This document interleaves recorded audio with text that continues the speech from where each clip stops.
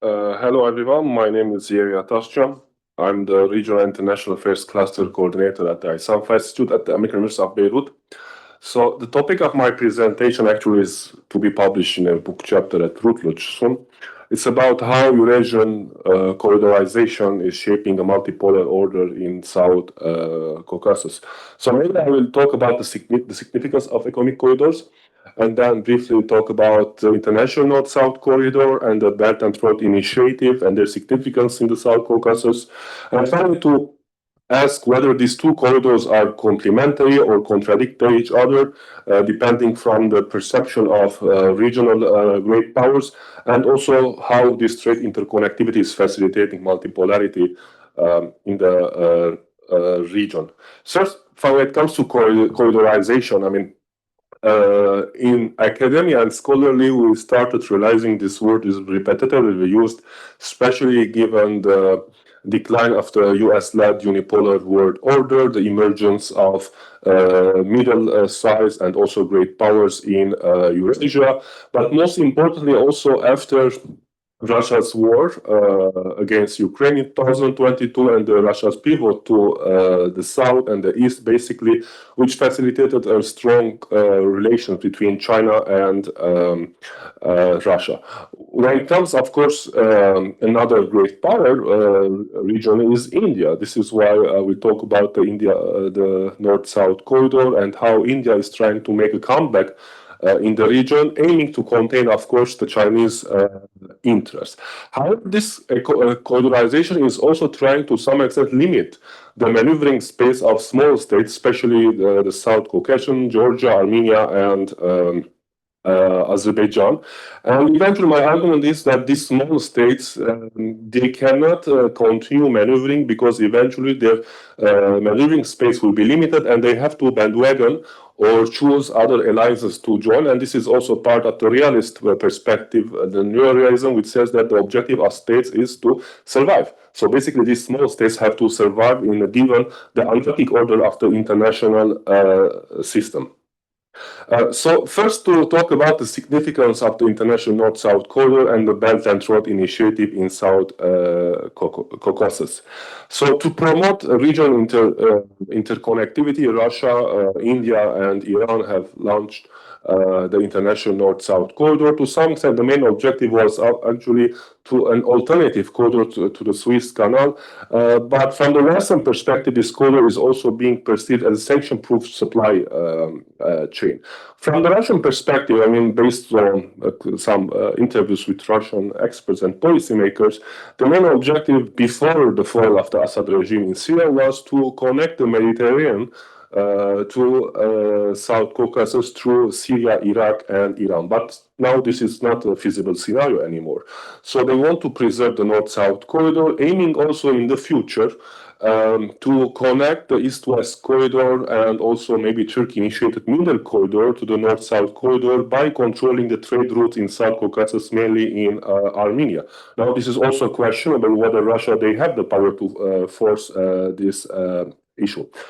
From the Iranian perspective, of course, this is a geoeconomic significance because after the 2020 war between Armenia and Azerbaijan in Nagorno-Karabakh, the Iranians, they withdrew to some extent politically from the South Corridor. They became isolated, at least what the Iranians think. So they think that this corridor would also make a comeback for the Iranians in the region.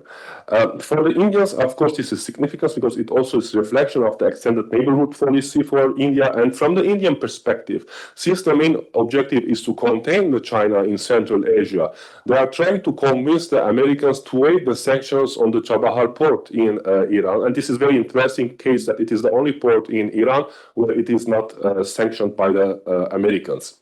When it comes to China, China is very important. We all know about the Belt and Road Initiative. It was discussed during this conference many times.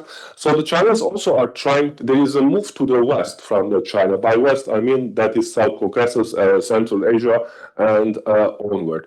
And here, if we see the map, I mean, from the Chinese perspective, it's very important to cooperate with Turkey, Central Asia, and so forth, because it is the only feasible way to Europe is the middle corridor through Turkey. The northern corridor that passes through Russia is no more feasible because of the sanctions. The maritime route that passes through the Strait of Malacca is very dangerous and risky because you have the American Navy, you have the Indian influence, also you have the issue in the crisis in the Red Sea. So the only feasible route is the middle corridor, and they have to find a common tongue or language with Turkey. So here also at the same time we're realizing that local states, which is Armenia, Azerbaijan, and Georgia, are trying to engage with China. First, if we talk about Azerbaijan, it plays important transit role, connecting the Caspian Sea to Caucasus mainland and through Georgia to the Black Sea. They have signed strategic partnership agreement with China. They are also viewing this as a diplomatic victory in order to contain the Western pressure when it comes to signing the peace deal with Yerevan. Georgia also plays important role when it comes to connecting the regions, and the Chinese are also investing in the Anakya port, and Georgia's foreign policy, to some extent, despite the criticism, it is very balancing, I can say, especially balancing between the East, China, to, let's say, Russia, also at the same time balancing between the West and the European Union and so forth. Then we have actually Armenia is in a very precarious situation. After the war, it became very vulnerable. It's trying to balance between the East and the West. It wants to integrate itself with the European Union, but just today the foreign minister said that they want to apply for the Schengen Cooperation Organization. So it's unclear where Armenia is lying, and also where China is within the context here. So now we have these two corridor projects, and whether they are complementary or contrary to each other. From Russia's perspective, actually, they are complementary because, as I said, Russia wants to bypass the Western sanctions. They want to have access to the Mediterranean, to the Persian Gulf, and so forth. It also falls within the context of integrating the Belt and Road Initiative in the Eurasian Economic Union. Iran also is very favorable in integrating these two corridors because Iran wants to diversify its economy, but we have now the problem of India. India is not in favor of integrating because India sees China's Belt and Road Initiative as a national security issue, threat to its sovereignty.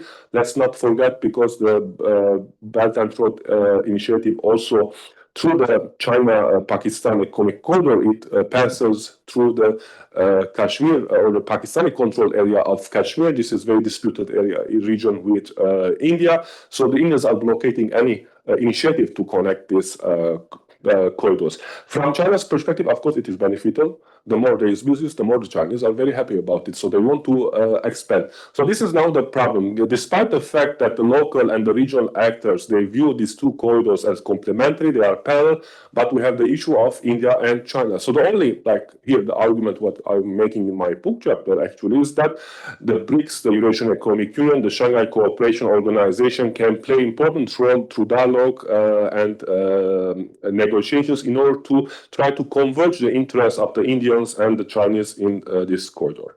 Now, how this interconnectivity finally is facilitating multipolarity in the region? Small and weak states, to be very objectively within this anarchic order, they don't have very chance to survive. They have to take chances. Neutrality here is no option. You have giants, you have Russia, you have China, you have the USA. It's unclear foreign policy in the region, so they have to take chances. Azerbaijan, for now, until now, it's successfully capitalizing its position. However, amid the pressure, they have now tensions with the Russians, they have tensions with some the Europeans. They have to take sides in the future. We have Georgia again trying to balance, but despite the hopes of the Georgians to integrate in the Euro-Atlantic family, now we are seeing that the current Georgian government is moving a bit closer to China. Now we have, which is, like as I said, it is isolated from the regional trade routes. It has two borders blockaded by Turkey and Azerbaijan because of the Karabakh conflict. It has to be integrated in the regional system, but certain compromises, of course, should happen from both sides, Azerbaijan and Armenia, to open the border, and so that Armenia can be integrated in the Chinese Belt and Road Initiative or in the Indian and Russian-led North-South corridor. So to conclude, I conclude with the following. Interconnectivity comes at the expense as corridors are used as geoeconomic instruments by great Eurasian powers to assert their influence on neighboring regions or countries. The corridorization of the South Caucasus has attracted the interest of regional and great powers to invest and pursue interconnectivity to advance their geoeconomic and geopolitical goals. The West will try to capitalize on such conflicts in order to prevent the integration of the South Caucasus into the Eurasian economic and political projects. Russia, aiming to maintain its position in the region, will deepen its interaction with China, Iran, and India to contain Western involvement in the South Caucasus. Armenia's strategic swing province is turning into global regional chessboard. Faced with difficult options, Armenia may eventually choose the regional integration path and increase its engagement with Russia and China. Thank you.